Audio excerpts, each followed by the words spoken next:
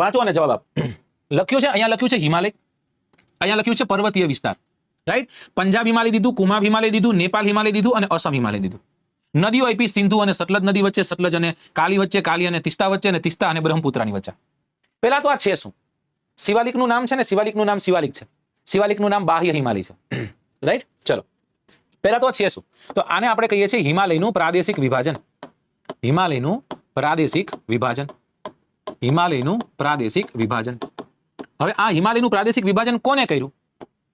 કોને કર્યું? તો એ કર્યું છે સિડની બુરાડે. કોને કર્યું દોસ્તો? સિડની બુરાડે. ઓકે. સિડની બુરાડે હિમાલયના પ્રાદેશિક વિભાજન માટે કેનો ઉપયોગ કર્યો? તો કે નદીનો ઉપયોગ કર્યો. કેનો ઉપયોગ કર્યો દોસ્તો?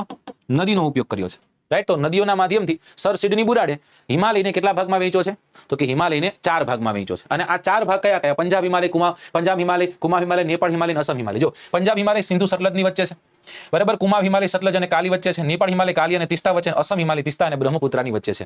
એટલે અહીંયા હામ હાટું છે. શું છે? હામ હાટું. પહેલામાં A, બીજામાં B, ત્રીજામાં C, ચોથામાં D, બરાબર. કદાચ તમારે આને હજી ડાયાગ્રામ સ્વરૂપે જોવું હોય તો આ નદીનું નામ છે સિંધુ.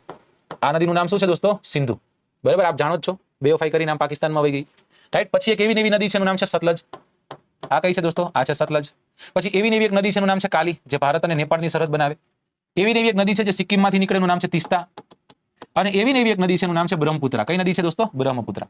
આ છે બ્રહ્મપુત્રા, રાઈટ. આ બધાની વચ્ચે અલગ અલગ હિમાલયો આવેલા છે.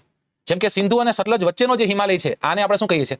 તો કે આને આપણે કહીએ છીએ પંજાબ અથવા કાશ્મીર હિમાલય. કયો હિમાલય? પંજાબ અથવા કાશ્મીર હિમાલય. સતલજથી કાલી વચ્ચેના હિમાલયને આપણે શું કહીએ છીએ?